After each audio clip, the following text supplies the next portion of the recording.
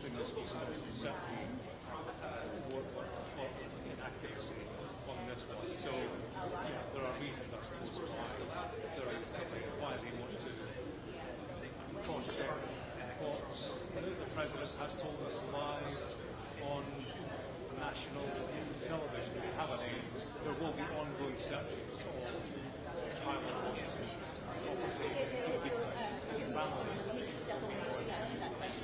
referencing with the evidence they have, DNA in the weapon, but forearm, they say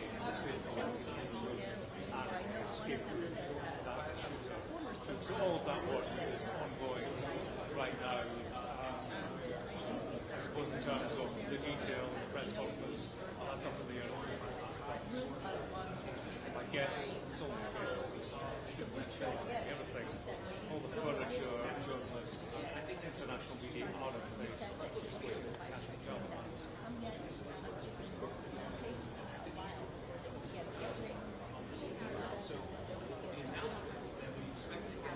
That was pushed, I should say, so time is of the essence, but again, we're waiting for them. They will shut that press conference when they want to start.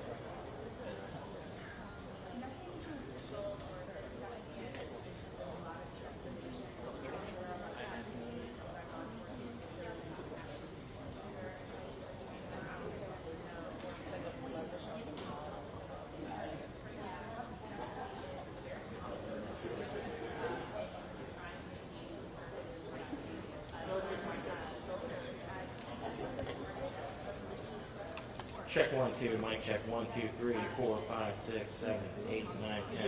Mic 1 2 3 4 5 6 7 8 9 10. Check 1 2 1 2 3 4.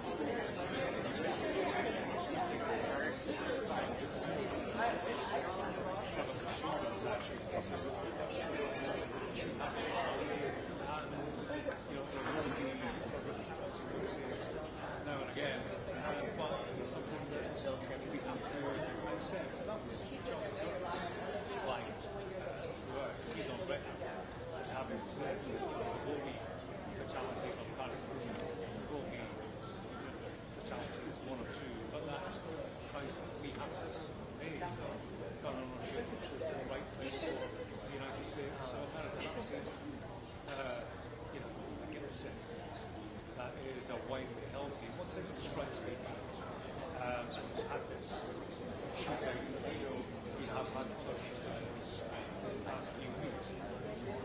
When they take place, there is an actual debate, I find, across the media about access to guns. It's almost not part of the discussion any longer. It is for us. We have a piece of business on regular facilities of gun violence, and yet America turns its head. The notion is suggesting that there should be restriction of access to almost not part of the discussion, I think, in response to events like this. It's almost as if the United States has moved on from that earlier notion that it will embrace.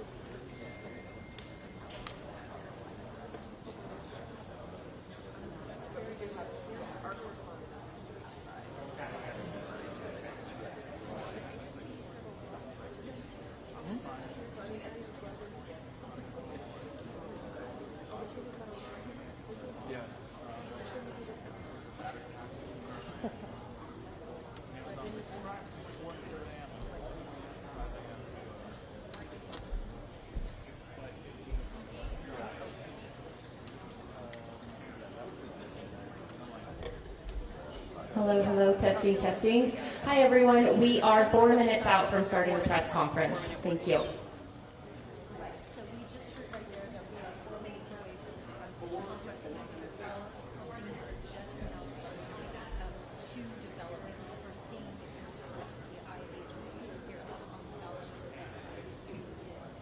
so we often see that there are high-level officials around, so that we're starting to see as we wait this press conference. Again, we are wanting to know two things. Is a suspect in custody? We were able to confirm that independently from what President Trump announced. This is the camera. Are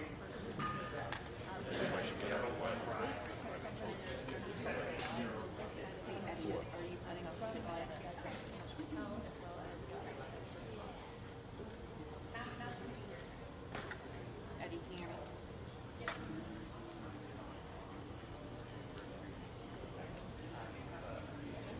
Anybody can call in? They just asked me to get in the shot, so I'm here. But I don't know which camera they're taking for the actual, because they were having issues with the.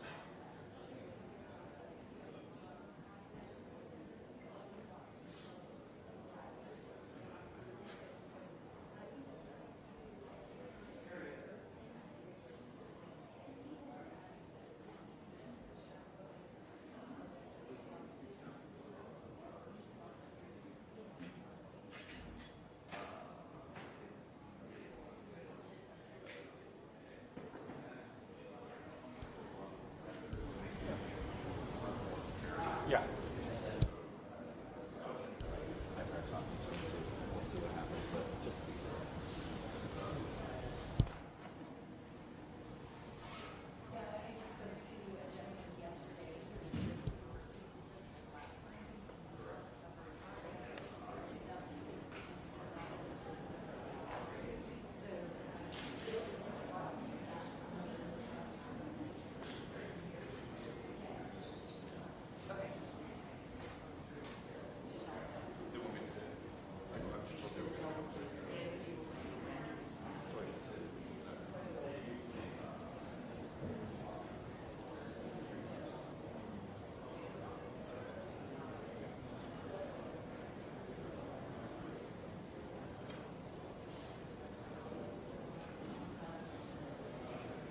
That's right, John. We were given a 4-minute warning 3 minutes ago, so we are expecting any second to see the officials coming in. We are told to expect similar cast of characters we saw last night.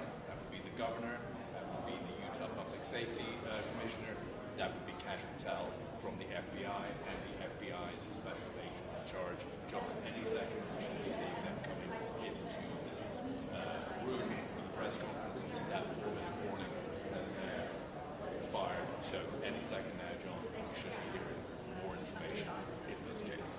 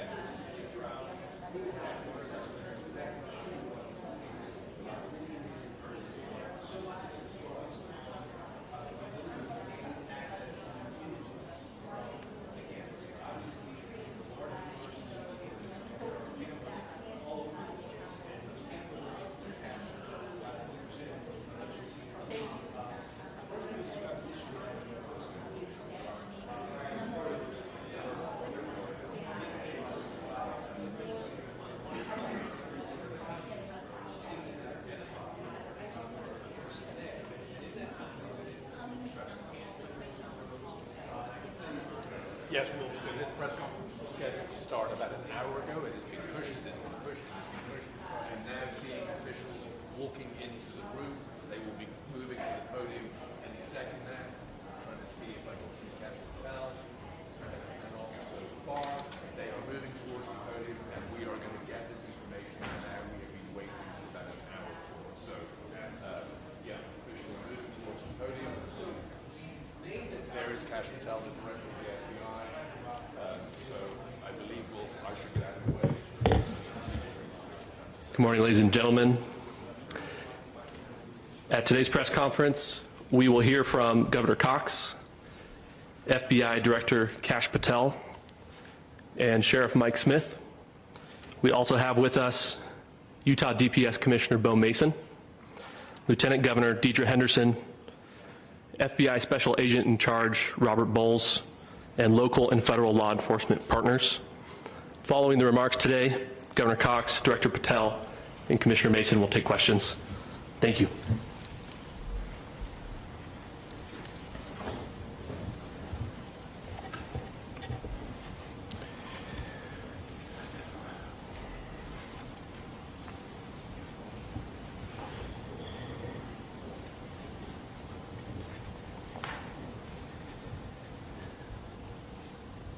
Good morning, ladies and gentlemen. We got him. On the evening of September 11th, a family member of Tyler Robinson reached out to a family friend who contacted the Washington County Sheriff's Office with information that Robinson had confessed to them or implied that he had committed the incident. This information was relayed to the Utah County Sheriff's Office and scene investigators at Utah Valley University. This information was also conveyed to the FBI. Investigators reviewed additional video footage from UVU surveillance and identified Robinson arriving on UVU campus in a gray Dodge Challenger at approximately 8:29 a.m. on September 10th, in which he is observed on video in a plain maroon t-shirt, light-colored shorts, a black hat with a white logo, and light-colored shoes. When encountered in person by investigators in Washington County on September 12th, in the early morning hours, Robinson was observed in consistent clothing with those surveillance images. Investigators interviewed a family member of Robinson who stated that Robinson had become more political in recent years. The family member referenced a recent incident in which Robinson came to dinner prior to September 10th, and in the conversation with another family member, Robinson mentioned Charlie Kirk was coming to UVU. They talked about why they didn't like him and the viewpoints that he had. The family member also stated Kirk was full of hate and spreading hate. The family member also confirmed Robinson had a gray Dodge Challenger. Investigators identified an individual as the roommate of Robinson. Investigators interviewed that roommate, who stated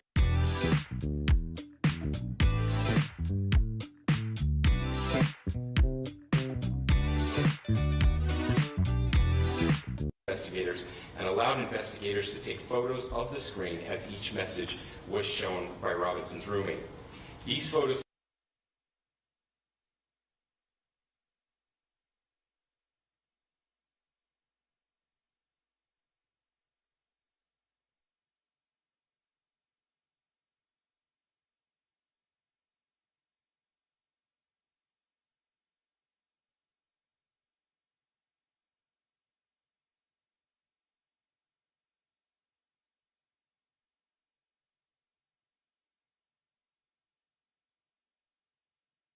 consisted of various messages, including content of messages between the phone contact named Tyler with an emoji icon and Robinson's roommate's device. The content of these messages included messages affiliated with the contact Tyler, stating a need to retrieve a rifle from a drop point, leaving the rifle in a bush, messages related to visually watching the area where a rifle was left, and a message referring to having left the rifle wrapped in a towel. The messages also refer to engraving bullets and a mention of a scope and the rifle being unique. Messages from the contact Tyler also mentioned that he had changed outfits. I know there's been speculation as well as to the writing on those casings, those bullet casings, and I believe we have that as well. And I'll share that with you now. So the area north of Campus Drive Road where the suspect crossed over, you saw some of that in the video that we released last night, consists of a grassy area with trees on the edge of the UVU campus. Investigators discovered a bolt-action rifle wrapped in a dark-colored towel. The rifle was determined to be a Mauser Model 98 30-06 caliber bolt-action rifle. The rifle had a scope mounted on top of it. Investigators noted inscriptions that had been engraved on casings found with the rifle. Inscriptions on a fired casing read, "Notices, bulges, capital O-W-O, what's this, question mark." Inscriptions on the 3 unfired casings read, "Hey fascist, exclamation point, catch, exclamation point." Up arrow symbol, right arrow, and symbol, and 3 down arrow symbols. A second unfired casing read, "Oh Bella Chow, Bella Chow, Bella Chow, Chow Chow," and a third unfired casing read, "If you read this, you are gay, LMAO." We are indebted to law enforcement across the state who's worked seamlessly together, local law enforcement, state law enforcement, and our federal partners with the Federal Bureau of Investigation. We're grateful for everyone who worked together in such a short amount of time to find this person and to bring justice. I want to thank the public who has been so engaged, reviewing videos, helping us with sending in tips, and helping us get to this point.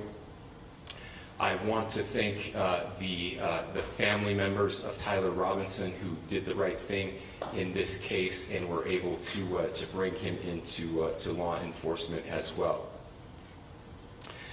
I especially want to thank the family of Charlie Kirk, Erica, Charlie's parents, his children.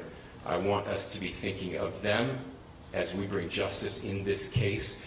They will be involved in that justice. We will be working very closely with them as we move through this process as well.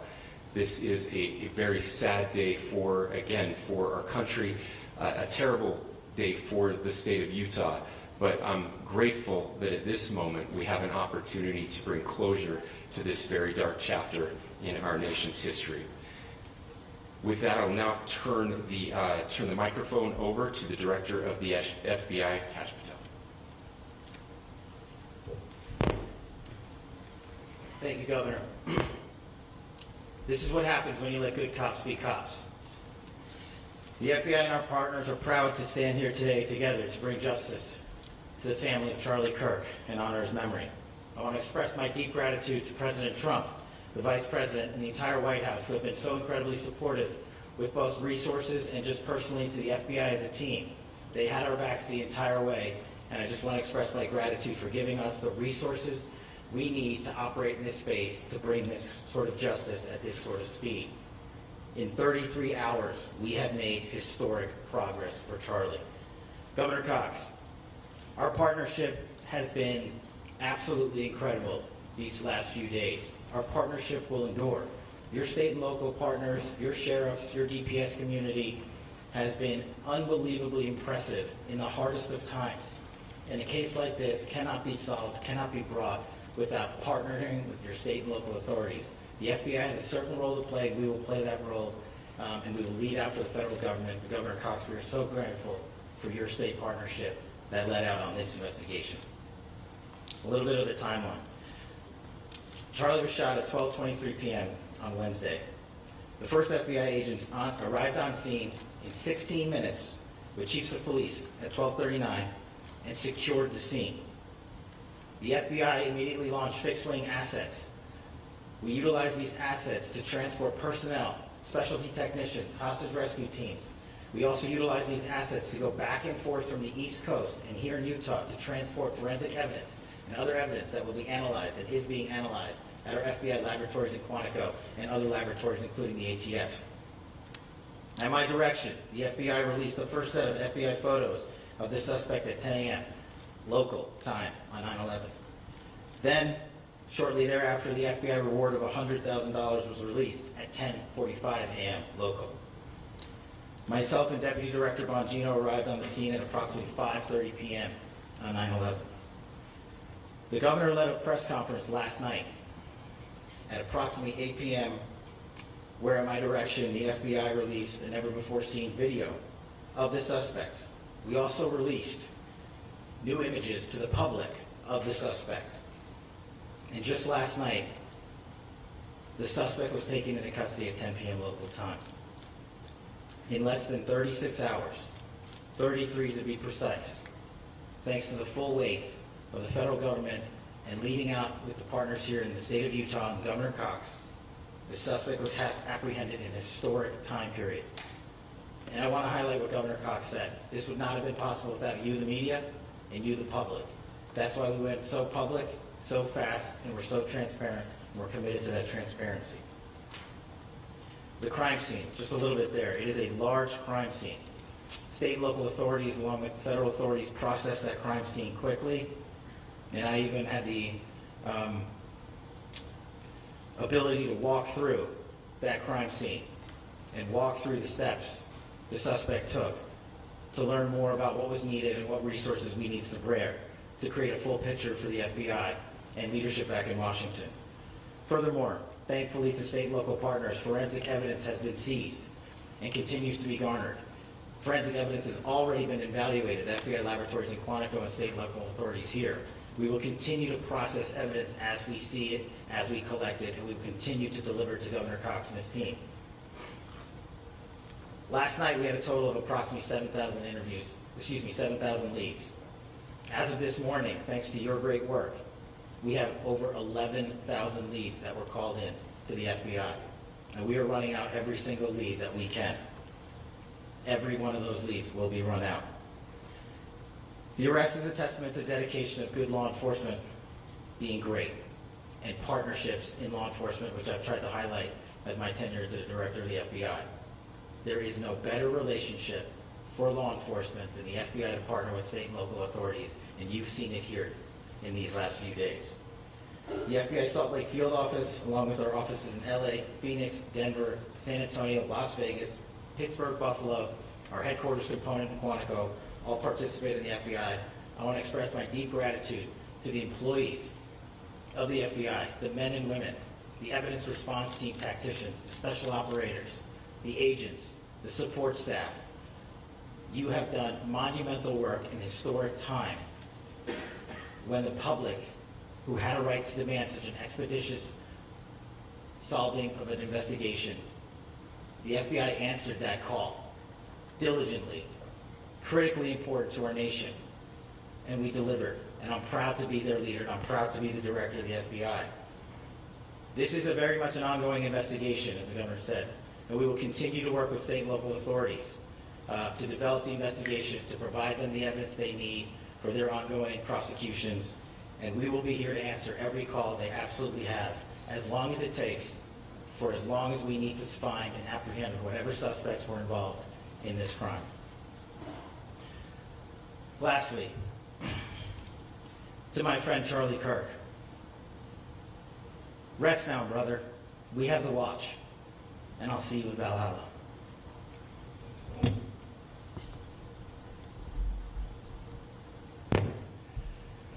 Thank you, and good morning. I would just like to take a few minutes as the sheriff to express my gratitude for everybody who has played a part in this investigation. As you know, it's been a vast, a complicated, and a very, very fast-paced investigation. You're looking at people standing up here who are running on, if they got an hour's sleep in the last couple of days, they're probably lucky. It has been very taxing. It has been so impressive, speaking on behalf of the local law enforcement, to see the cooperation that we've seen in this type of case. Across the state, sheriffs, chiefs, our state partners have stepped up and have come to the call on anything that we needed. Our county chiefs have been phenomenal. Our Utah County Attorney, Jeff Gray, who's standing up here with us, has been phenomenal in leading us through this investigation. I would like to thank the federal government for their resources, their assets. Our local team here, our FBI team, has been extraordinary in helping us work through this and bring this person to justice. Most of all, I would like to thank the public, and specifically, I would like to thank the public who turned to prayers and who turned to positiveness for us. I would like to thank them on behalf of the law enforcement community, because we needed those prayers. That's what we needed to get through this. We needed your support, and you gave it to us. We needed your patience, and you gave it to us. And I would like to thank you for the Kirk family, because that's what they need, is your support and your prayers, and that will get us through all of this. So thank you, everybody, for everybody that has stepped up. We've had such a phenomenal response to this. Thank you.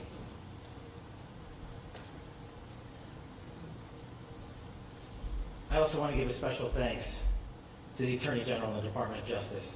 Their unwavering support and their commitment to justice is shown true here. And without AG Bondi and Deputy Attorney General Todd Blanche and the resources they brought to bear, we would not have been able to complete our mission. And I just want to say special thanks. It's an honor to be a part of the Department of Justice. Thank you again to our incredible law enforcement team who has worked so hard. Sheriff, I got a solid 90 minutes last night, so I'm probably the most well-rested person up here. Ladies and gentlemen, I get the microphone, so I hope you'll permit me a moment just to share a few more thoughts about where we are and how we got here, and maybe a little bit of where we go from here. I don't want to get too preachy, but I think it's important that we, with eyes wide open, understand what's happening in our country today. I've heard people say, well, why are we so invested in this? There's violence happening all across our country, and violence is tragic everywhere, and every life taken is a child of God who deserves our love and respect and dignity. This is certainly about the tragic death, political assassination of Charlie Kirk. But it is also much bigger than an attack on an individual. It is an attack on all of us. It is an attack on the American experiment. It is an attack on our ideals. This cuts to the very foundation of who we are, of who we have been, and who we could be in better times. Political violence is different than any other type of violence for lots of different reasons. One, because in the very act that Charlie championed of expression, that freedom of expression that is enshrined in our founding documents, in having his life taken in that very act, makes it more difficult for people to feel like they can share their ideas, that they can speak freely.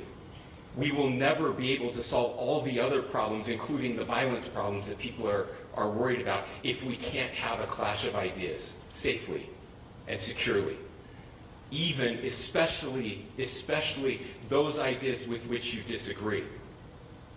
That's why this matters so much. Over the last 48 hours, I have been as angry as I have ever been, as sad as I have ever been. And it was, as anger pushed me to the brink, it was actually Charlie's words that pulled me back. I'd like to share some of those. And specifically right now, if I could, I need to talk to the young people in our state, in my state, and all across the country. As President Trump reminded me, he said, you know who really loved Charlie? The youths. And he's right. Young people loved Charlie, and young people hated Charlie. And Charlie went into those places anyway. And these are the words that have helped me. Charlie said, when people stop talking, that's when you get violence. He said, the weak can never forgive. Forgiveness is the attribute of the strong. The only way out of the labyrinth of suffering is to forgive. Welcome without judgment, love without condition, forgive without limit. He said, always forgive your enemies. Nothing annoys them so much. A few months ago, I referenced this last night, Charlie posted to social media, when things are moving very fast and people are losing their minds, it's important to stay grounded. Turn off your phone, read scripture, spend time with friends, and remember, internet fury is not real life. It's going to be okay. He again said, when you stop having a human connection with someone you disagree with, it becomes a lot easier to commit violence. He said, what we as a culture have to get back to is being able to have a reasonable agreement, where violence is not an option. Now, again, to my young friends out there, you are inheriting a country where politics feels like rage. It feels like rage is the only option. But through those words, we have a reminder that we can choose a different path. Your generation has an opportunity to build a culture that is very different than what we are suffering through right now. Not by pretending differences don't matter, but by embracing our differences and having those hard conversations. I think we need more moral clarity right now. I hear all the time that words are violence. Words are not violence. Violence is violence. And there is one person responsible for what happened here. And that person is now in custody and will be charged soon and will be held accountable. And yet, all of us have an opportunity right now to do something different. I want to thank my fellow Utahns. This bad stuff happens. And for 33 hours, I was praying that if this had to happen here, that it wouldn't be one of us. That somebody drove from another state, somebody came from another country. Sadly, that prayer was not answered the way I hoped for. Just because I thought it would make it easier on us if we could just say, hey, we don't do that here. And indeed, Utah is a special place. We lead the nation in charitable giving. We lead the nation in service every year. But it did happen here. And it was one of us. But I want you to look at how Utahns reacted the last 2 nights. There was no rioting. There was no looting. There were no cars set on fire. There was no violence. There were vigils and prayers and people coming together to share the humanity. And that, ladies and gentlemen, I believe is the answer to this. We can return violence with violence. We can return hate with hate. And that's the problem with political violence, is it metastasizes.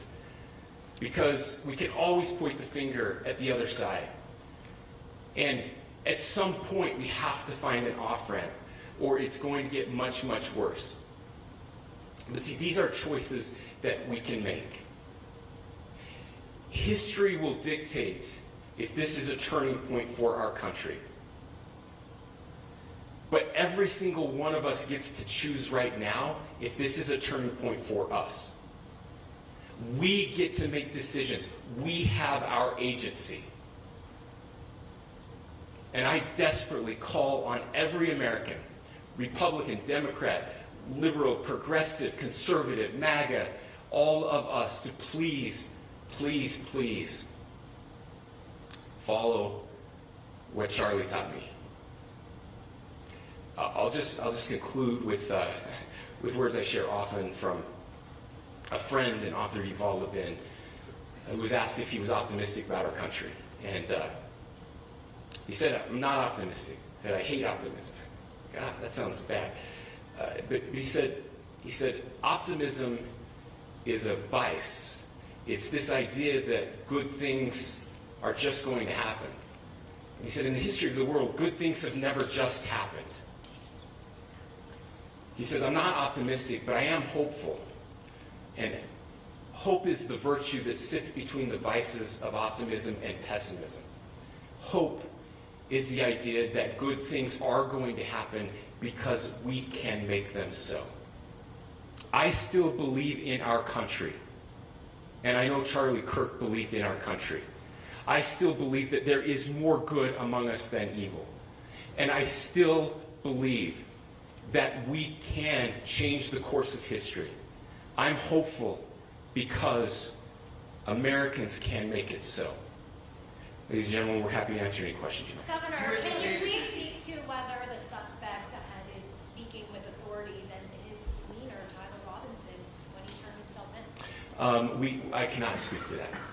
Governor, how do you interpret his motivation? Governor, how do you interpret the engravings on the case of Well, I will leave that up to you to interpret what those engravings mean. I think the clearest one that says "catch fascist," there's not, and by the way, that's like catch like a ball, catch this.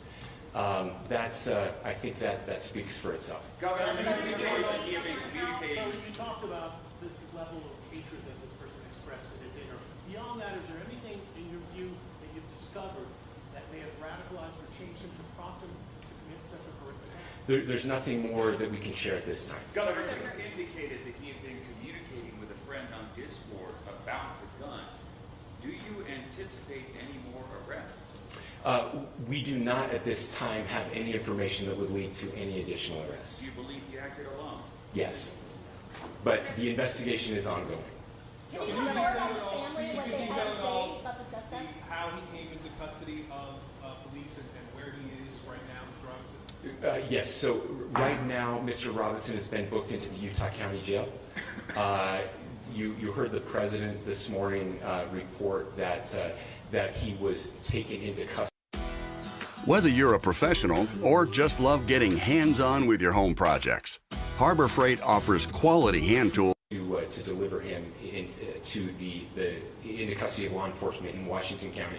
Those of you that don't know where Washington County is, it is the southernmost, southwesternmost part of the state of Utah. It's about a 3.5 to 4 hour drive from here, where we are right now, and that's where he lived and where they turned him. Is he talking more about what the family is saying about Tyler Robinson? I can't share any more than what I've already shared. Is he talking Governor, with do you have authorities? details on how he got back to Washington County and how the gun was obtained? So,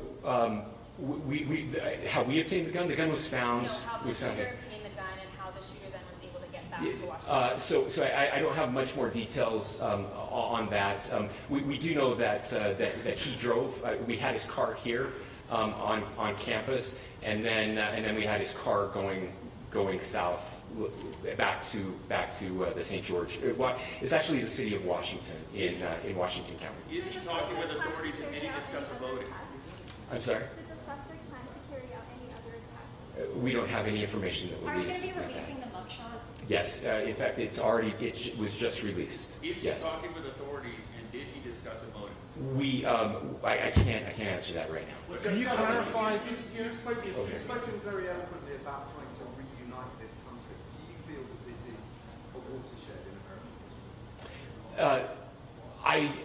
I absolutely believe that this is a watershed in American history, yes.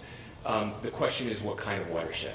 And that chapter remains to be written. Is this the end of a dark chapter in our history or the beginning of a darker chapter in our history?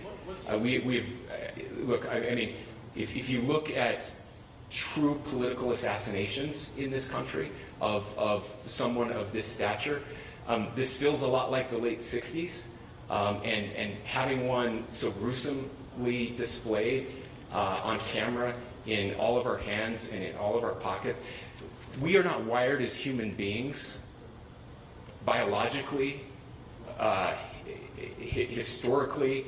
We have not evolved in a way that we are capable of processing those types of violent imagery.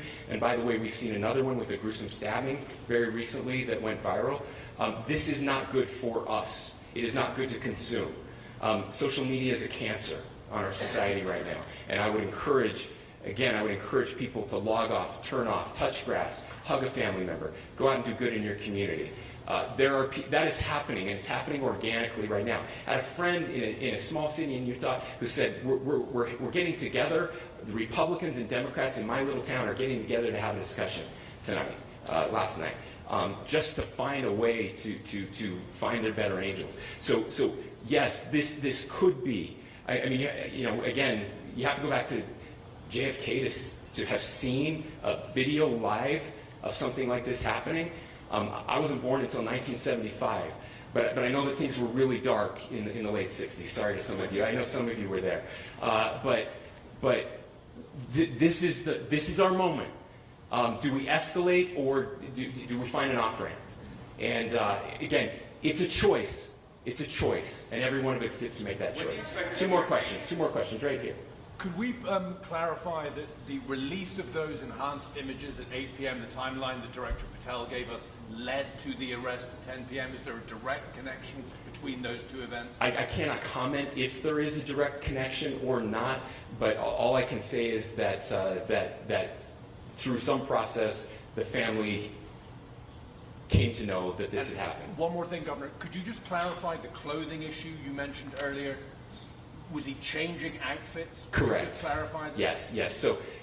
So when he's first spotted on campus, he has different clothing on, and then he changes clothing on the roof, and then changed back into that clothing at some point, so that when he was apprehended, when he was arrested, the clothing matched the clothing he had on before the shooting here at UVU. Last question here. You said that the suspect was from Utah. Can you kind of tell us a little bit more about where, and was he a student here at this university, and is there any history of mental illness? Yeah. So I don't have any information on the mental illness part. He was not a student here at UVU. He was living and had lived for a long time with his family in Washington County. Thank you, everyone, for your great work in getting this information out. I would just say, process-wise, this may be important. I know many of you aren't familiar with the process in Utah. I think it's important that you understand that. Basically, we have 3 days for charging documents to be filed. A CI will be filed. We'll have more information then, more detailed information as those charging documents are filed in preparation for a preliminary hearing. So 3 days. So we would anticipate then that early next week those charging documents will be filed. We will obviously be working. The county attorney will be working very closely with Mr. Kirk's family as those documents and decisions are prepared and made. Thanks, everyone.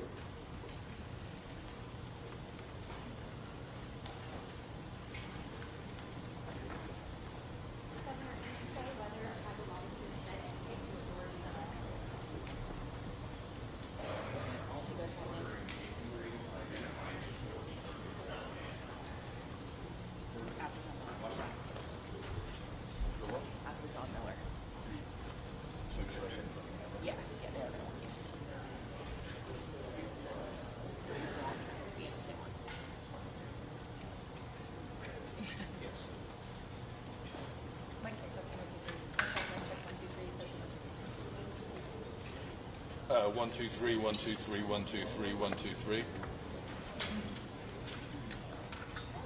Cool.